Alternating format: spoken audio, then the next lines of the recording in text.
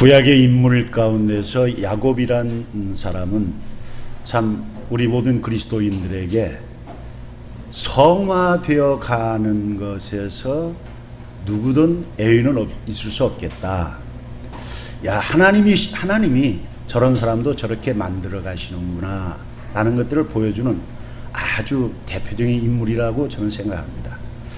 야곱은 그래서 구약 성경에서 세 명의 족장 가운데 아브라함, 이삭, 야곱 가운데서도 이야기가 가장 많이 기록되어 있고, 구약 곳곳에 야곱의 이야기가 많이 나오고 신약 성경에서도 야곱의 이야기가 많이 나옵니다. 하나님은 우리를 선택하실 때 그럴 만한 얘는 구원해 주면은 그럴 만한 이렇게 일을 하겠다. 그걸 애지애정이라 그래요. 어려운 말로 신학적으로 그렇게 얘기하는 사람들이 있는데 그건 잘못된 것입니다. 성경은 전혀 그렇게 말씀하지 않습니다. 특별히 야곱을 가지고 얘기할 때 로마서 10장에서 얘기하죠. 로마서 9장에서 10절 13절까지 얘기합니다. 하나님이 야곱이 태어나기 전 뱃속에 있을 때 선택하신 것이죠. 그러니까 뭐 행위를 보고 선택하는 게 아니라 이미 우리는 행위를 보고 하나님이 어떤 가능성이 있어서 선택하는 게 아니고 전혀 가능성이 없는데 하나님께서 그걸 선택하시고 잡아주시면 하나님의 능력으로 새롭게 만드신다는 거예요, 성경은. 그래서 하나님이 이런 사람을 어떻게 만들어 가시는가라는 것들을 성경이 보여주는 거죠. 그런 관점에서 성경을 보고, 또 한편으로는 그 하나님의 부르심 앞에서 인간이 어떤 자세로 해 나가야 되는가, 실패하기도 하고 성공하기도 하면서 그렇게 변화되어가는 그런 사람들의 모습들을 통해서 우리 오고는 그리스도인들이 배우는 거예요. 아, 그런 점은 본받아야 되겠다, 그렇게 하면 안 되겠구나, 이런 것들을 하라고 그런 모습들을 정확하게 정직하게 기록한 것이지요. 야곱의 이야기는 창세기 25장부터 나옵니다. 우리가 성경을 볼 때 전체를 잘 읽고 해석을 해야 돼요. 창세기 25장에서는 아브라함의 죽음이 먼저 언급돼요. 175세에 죽었다라고 언급이 되는데, 그러고 야곱이 후에 태어난 얘기가 나오는, 그러니까 이삭이 다음에 결혼하고 야곱을 낳는 그때까지가 창세기 25장 이야기인데, 그렇게 보면은 얼핏 보면 아브라함 때 야곱은 없는 걸로 그렇게 우리가 이해할 수 있어요. 저도 처음에 그렇게 이해했는데 아닙니다.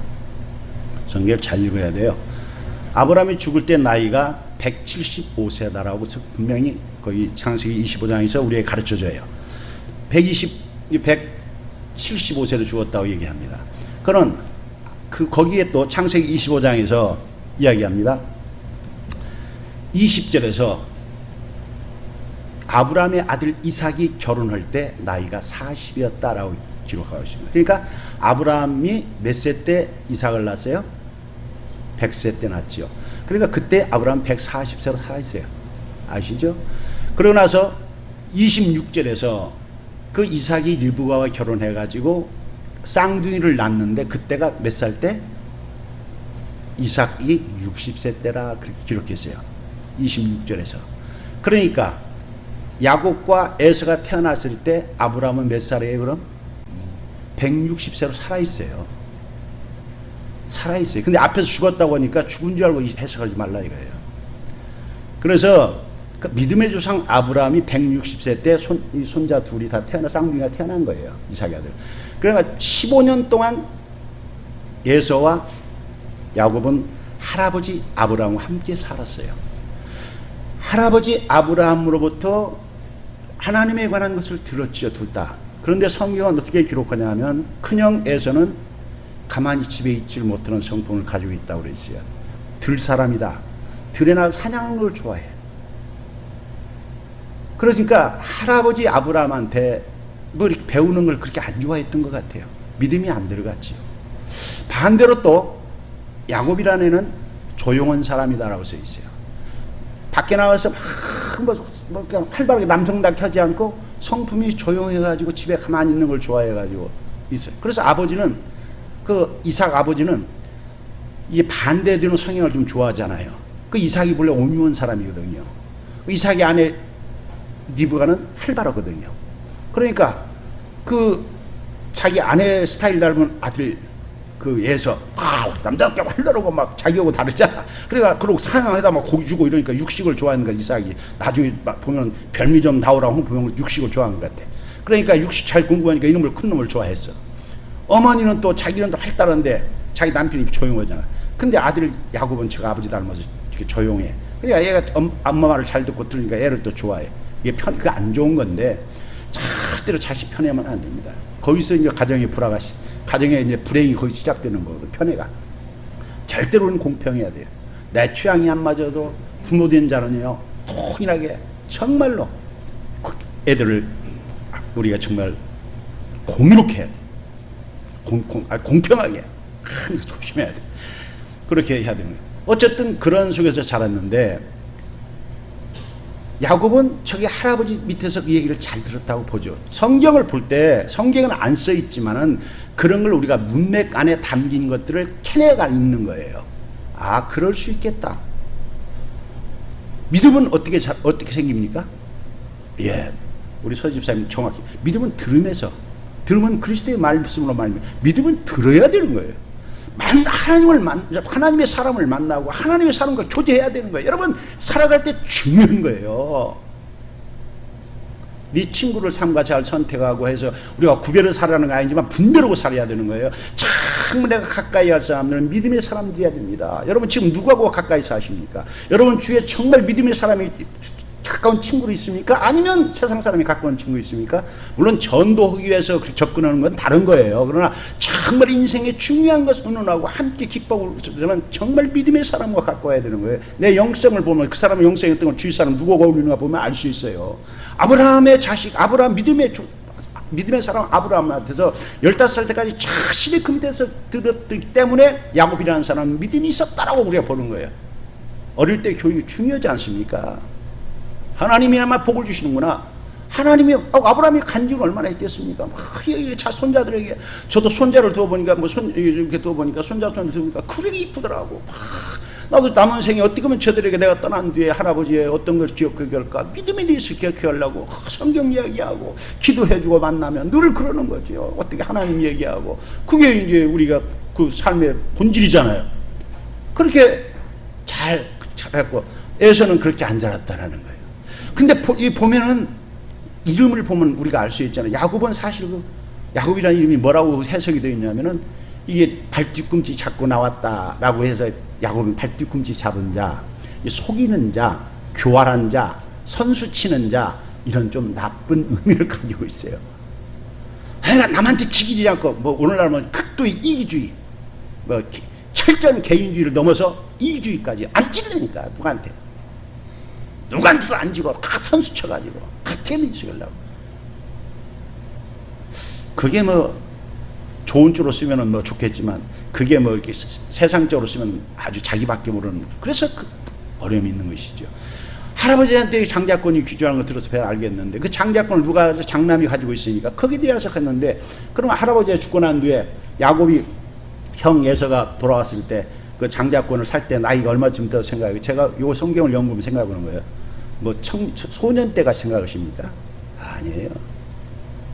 그때는 30대쯤, 제가 성경했으면 20대, 30대쯤 때 청년 때야.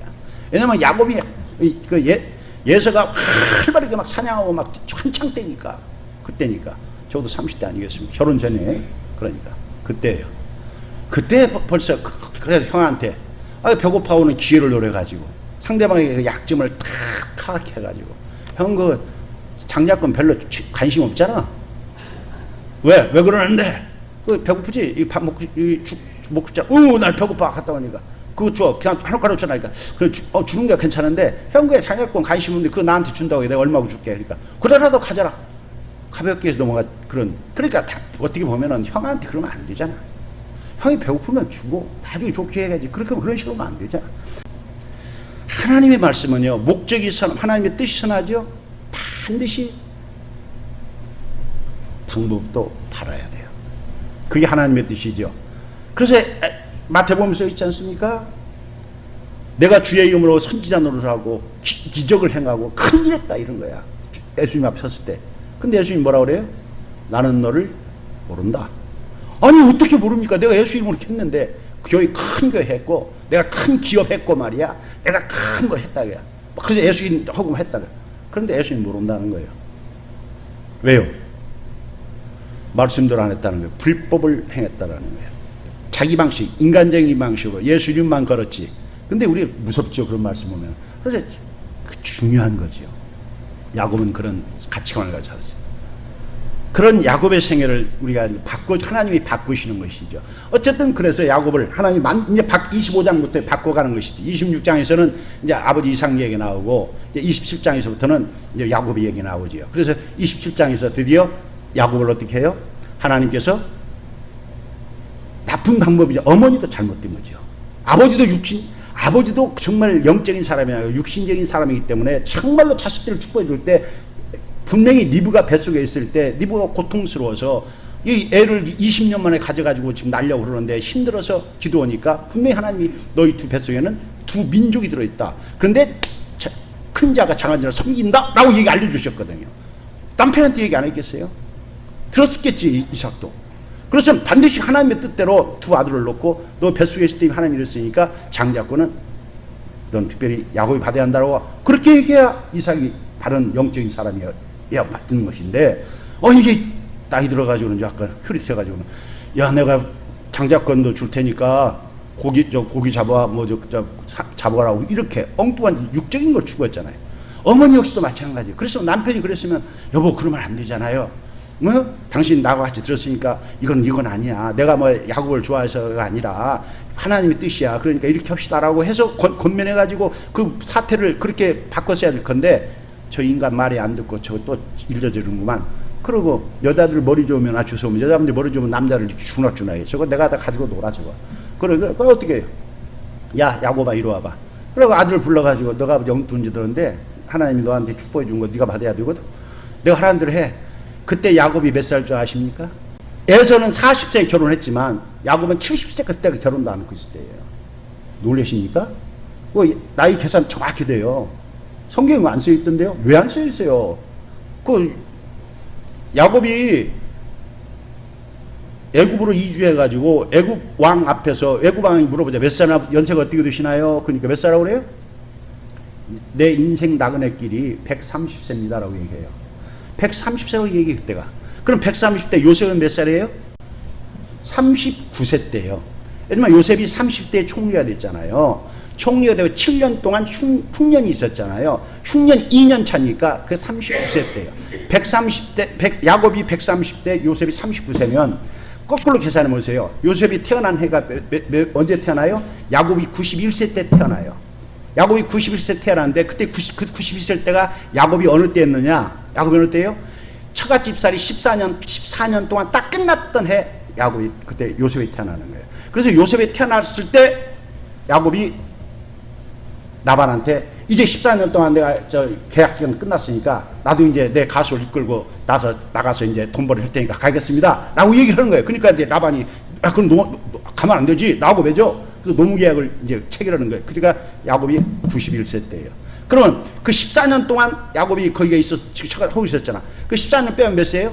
77세 때 이때가. 여기 잘 보세요.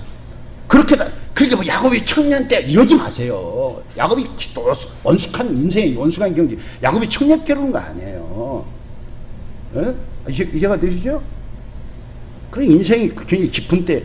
그런데 그때 아버지한테 한 짓이 그렇게 해서는 안 되잖아요. 70세 넘은 사람이 그렇게 아버지를 넘은 사람이 그렇게 아버지 앞에 그러면 안 되잖아요. 어머니가 했다고 어머니 말다고 그러면 되겠어요? 어머니 그건 안 됩니다라고 해야지.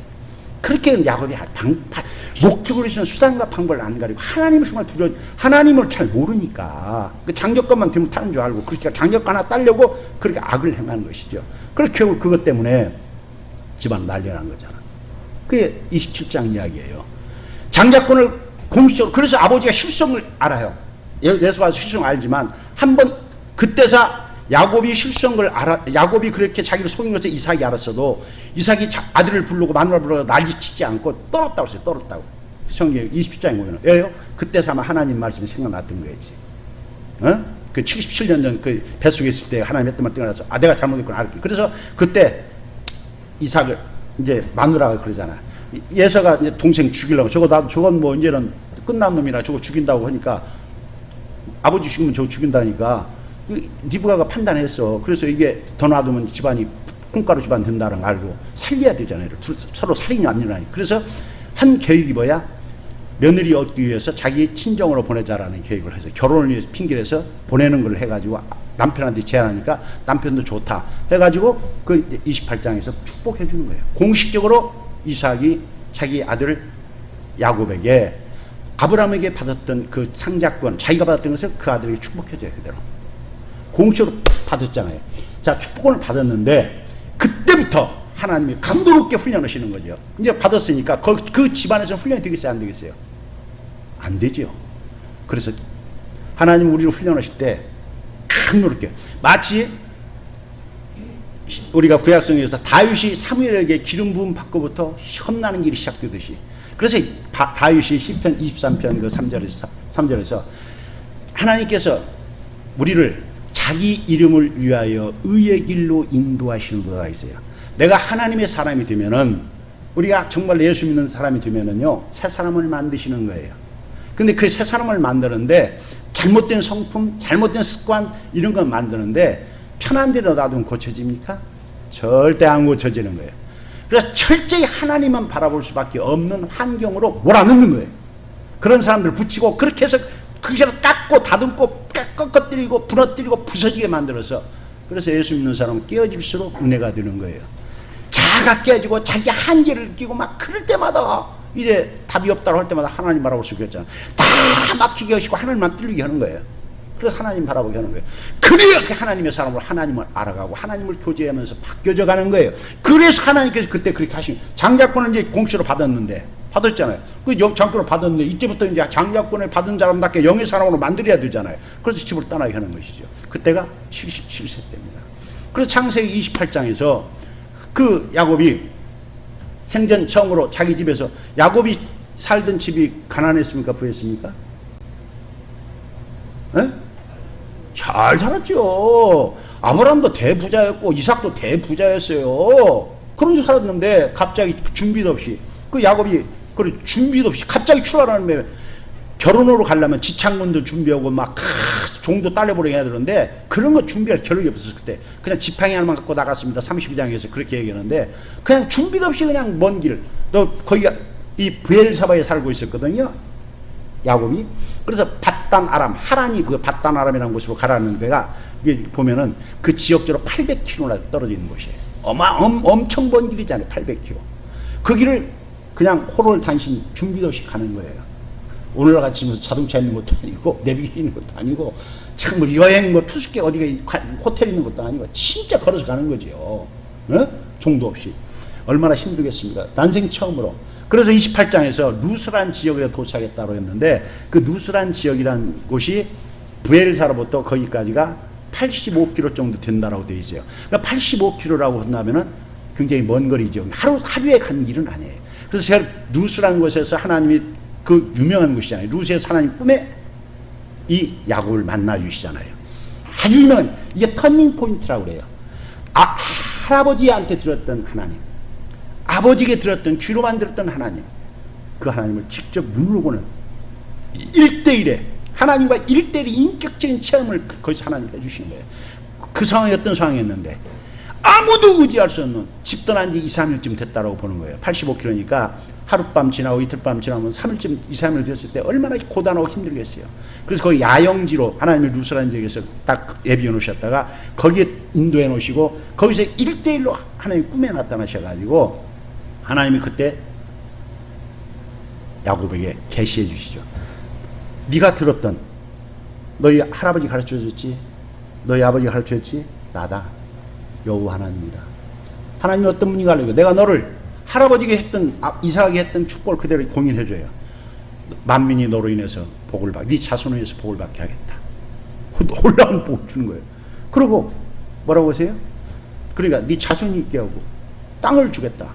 그리고 네가 지금 갈 바를 모르고 있느냐? 염려하지 말아라. 네가 어디로 가든지, 어디로 가든지라는 것은 하나님은 세상 어디든지 다 계시다는 거죠. 네가 어디로 가든지 첫째, 내가 너와 함께 있어서 너는 혼자가 아니다. 하나님은 어디 다 계신다 이거죠.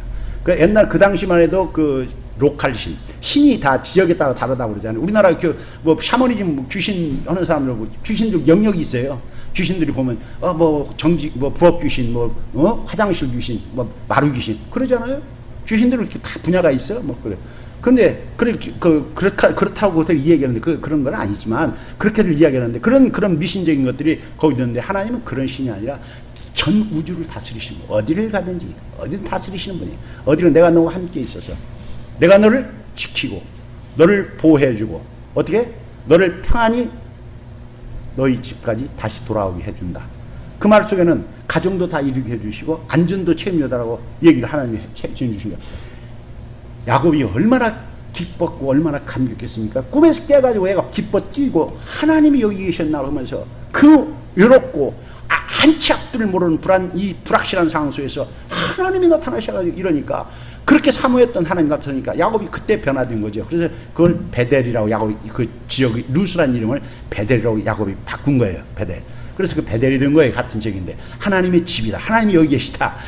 그렇게 하고 나서 거기다 돌 놓고 뭐 자기가 기름을 붓고 내가 하나님 이게 하나님이 언약해 주신 걸 베델 언약이라 그래요. 그래서 그 베델 제가 제목을 베델 언약으로 할까 고민을 많이 했어요. 이게 시리즈로 좀 하고 싶었는데 이게 시간 뭐 시리즈야 이게 되지 간단히 한 번 끝나는 게 아니니까 야곱의 귀향을 하면 조금 이게 조금 축소된 의미도 있고 본 뜻을 잘 못 낼 수 있는데 본래는 그 베델 하나님이 언약을 이렇게 하시면은 하나님은 반드시 언약을 지키시는 분임을 성경을 가르쳐 주는 거예요.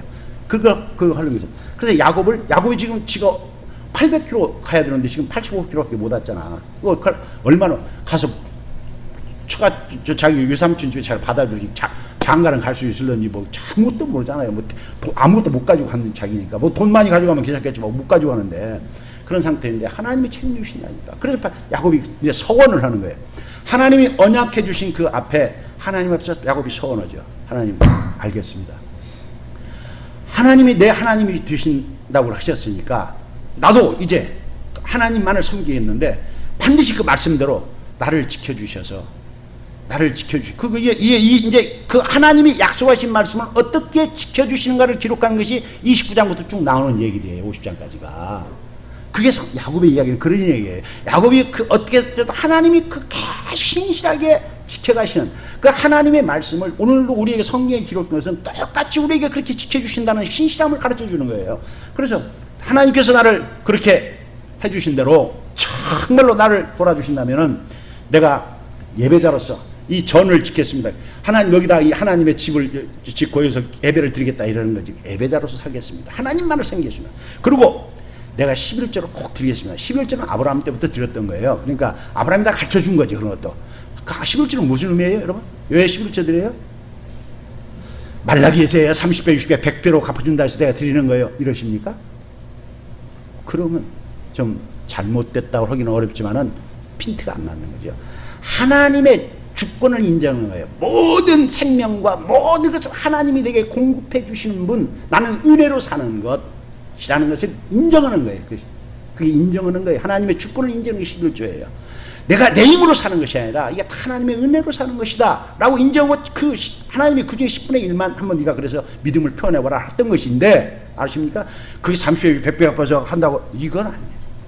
그거 아니에요. 하나님이 주권을 인정하고 하나님이 그렇게 해주시면 나머지 너희가 하늘나라와 그를 구하면 하나님이 책임지도 말씀 6장에서 했잖아요. 다 책임지시는 그 말씀을 믿고 10분의 1만 드리는 게 아니라 10분의 뭐 9까지 있는 사람도 있잖아요. 그 전체를 하나님 드리는 대로 믿음으로 드리는 것을 얼마나 하나님이 받으시고 얼마나 큰 일을 하기 위해서 그리고 더 달라고 하는 것을 더 귀한 일을 하려고 하려고 하지 자기 개인을 위해서 살겠어요? 하나님이 주신 귀한 그 재능이나 하나님이 주신 귀한 물질들을 내 마음대로 쓰지 않잖아요. 청지기적 자세를 가지고 하나님이 왜 주셨지? 어떻게 쓰라고 그랬지? 하나님이 가르친 대로 섬김을 쓰는 사람들이잖아요. 그럼 얼마나 채워주시는 거죠 그는.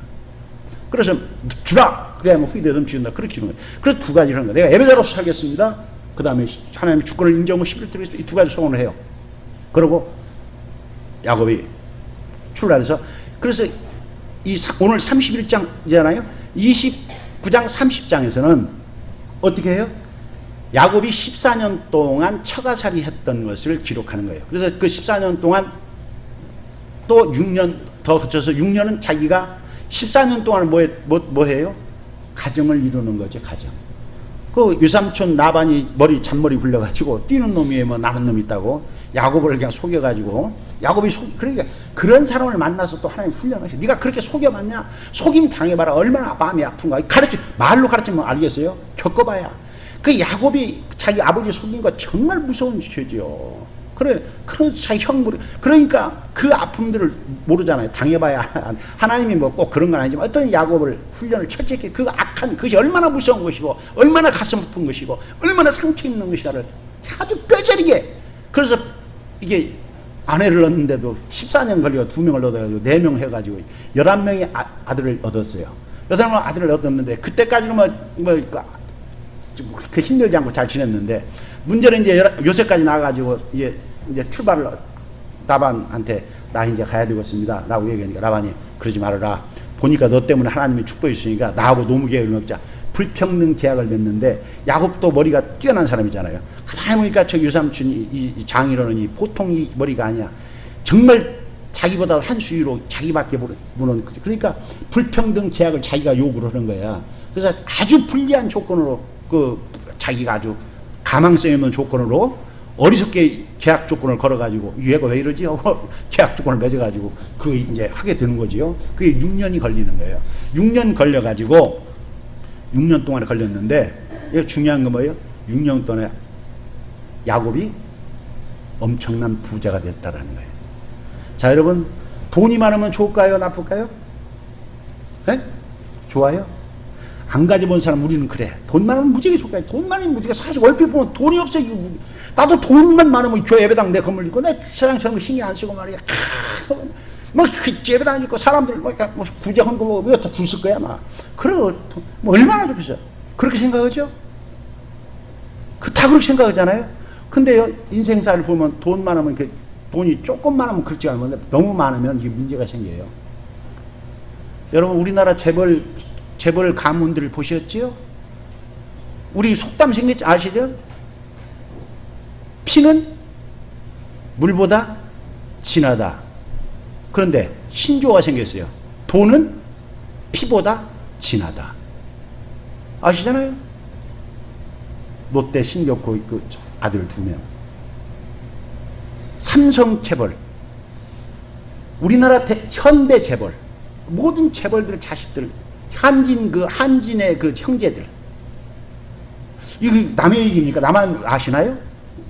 그 오늘날만 그런 거냐? 아니더라 이거예요. 여기 31절 오늘 시작할 때 여기까지 여기 보십시오. 31절을 보니까 6년간 야곱이 얼마나 일했는가는 이 31장에서 잘 이제 다시 야곱이 얘기를 해요. 정말 성실하게 정직하게 최선을 다해서 그 악조건 속에서요. 농땡이 피지 않고 정직하고 진실하게 이제 정말로 이제는 뭐 옛날에 야곱이 하는 그런 식으로 이랬어요. 그래서 부자가 됐는데 부자가 된 것에 대해서 사람들이 칭찬하고 인정하고 축복해 주느냐? 안 그러더라 이거예요. 그 장인과 처남들 같으면 아이고 내 사위가 똑똑해 우리 인정해 줘야 할 거 아니겠어? 그리고 처남들도 자기 매형이 아유 우리 매형 달라. 뭐 나이가 뭐 저렇게 8, 90세 됐는데 저 이런 봐. 우리 본받아야 돼. 이래야 할 텐데 그냥 100세가 다 됐는데 저거 봐 펄펄 뭐 이렇게 돼야 되는데 이게 아니더라 이거예요.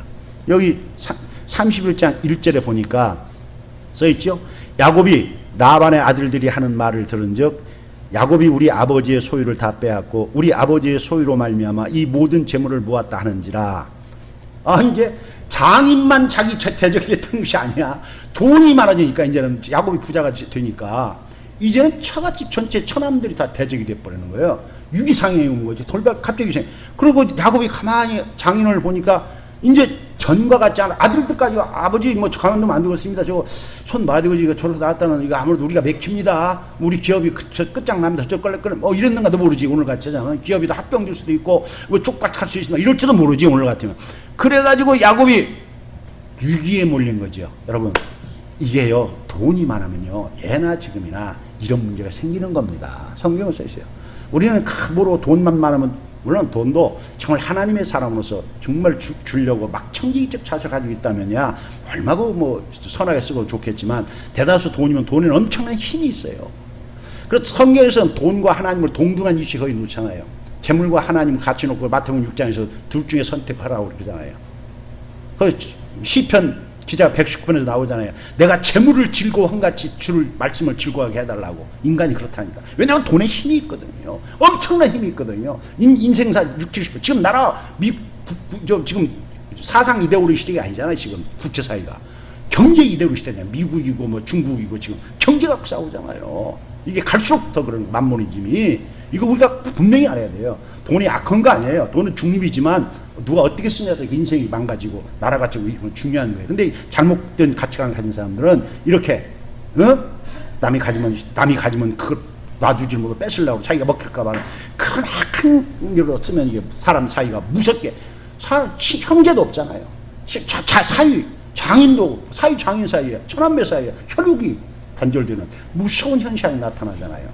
근데 이런 현상 속에서 야곱은 어떻게 해볼 수 있는 상황이 아니에요. 그런 위기 상황에 처했을 때 사실 어떤 면에서는 이게 어떤 상황이 하나님이 이거 하나님이 허락하시 함께 딱 해보겠다고. 그래서 하나님이 허락하신 거예요. 이 상황에서 하나님이 어떻게 야곱을 인도해 나가신 것은 다음 주에 내가 연이어서 할게 시리즈로. 그래서 여러분 오늘 우리가 중요한 것은 하나님이 한번 우리를 선택하시면은 하나님 어떻게 하세요? 하나님의 방법대로 우리를 훈련하신다는 거예요. 연단하신다는 거예요. 그래서 그 연단하시는 방법을 우리가 야곱과 같이 그 자리에 성실히 지켜주면은 우리가 부족하고 실수하고 넘어지고 그럴지라도 하나님은 불꽃 같은 눈으로 감찰하고 주무시지 않고 졸지도 않고 보시고 계시면서 모든 걸 이루어 가시는 거예요. 그래서 이 야곱의 그 창세기 28장 베델레헴에 어떻게 하나님이 이루어 가시는가를 내가 몇 주에 걸쳐서 이 창세기를 가져올 테니까 여러분이 창세기를 제가 아까 제 손자한테 이랬어요. 예배드리기 전에 야 오늘 내가 설교하니까 너 25장부터 31장까지 읽어라. 읽어봐야 오늘 내가 설교는 어디 알아듣는다 했었는데 여러분도 25장부터 31장까지 다시 한번 다 읽으면 다음 주에 31장을 내가 설명할 때 하나님이 그렇게 하시고 그래서 그렇게 하나님 역사하시면서 우리 삶 속에서 이러이러한 일도 하나님의 섭리 속에서 있어지는구나. 그래서 원망하고 불평하고 인간적으로 해결을 하지 말고 하나님을 바라보고 하나님 앞에서 우리가 하나님의 지혜를 꼭 그렇게 풀어가는 그런 사람이 되어야 되겠다.